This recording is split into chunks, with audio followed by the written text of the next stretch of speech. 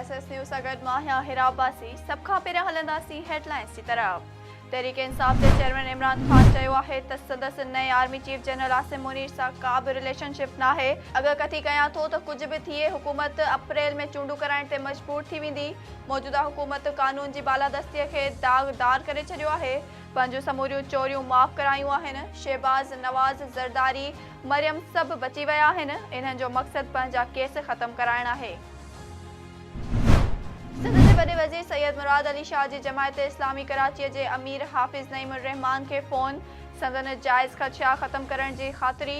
वॾे वज़ीर चयो त मकानी चूंडुनि में धांधलीअ जे मामले ते जमायत इस्लामी इलेक्शन कमीशन सां राब्तो करे। सूबाई वज़ीर सईद गनी चयो आहे त जमायत इस्लामी खे टीवी ते वेही ॻाल्हियूं करण सां मेयर न मिलंदो। मेयर जी मुक़ररीअ लाइ गॾिजी वेही ॻाल्हियूं करणियूं पवंदियूं। जमायत इस्लामी सां गॾु वेही कराचीअ लाइ सुठो सेटअप आणण लाइ तयारु आहियूं। जमायत इस्लामी जे अमीर सिराजुल हक़ चयो आहे त आसिफ ज़रदारी पीपल्स पार्टीअ जो ज़िम्मेवार तरीन माण्हू आहे। उमेद आहे त कराची में असांजी मैंडेट खे तस्लीम कयो वेंदो ऐं आसिफ ज़रदारी मामले खे घणी डेघ न ॾींदो। कासमाबाद में 2 महीना अॻु क़तल थियल पारस शाह जे कातिलनि जी गिरफ़्तारीअ लाइ वारिसनि तरफ़ां एसएसपी ऑफिस हैदराबाद अॻियां एहतिजाजी धरणो। अॻवाणनि जो चवणु आहे त पारस शाह जे घर मां धाड़ो हणी खेसि क़तल करे कातिल घर जे ॿाहिरां मैयत खे तालो हणी फ़रार थी विया, पर पुलिस ख़ामोश तमाशाई बणियल रही।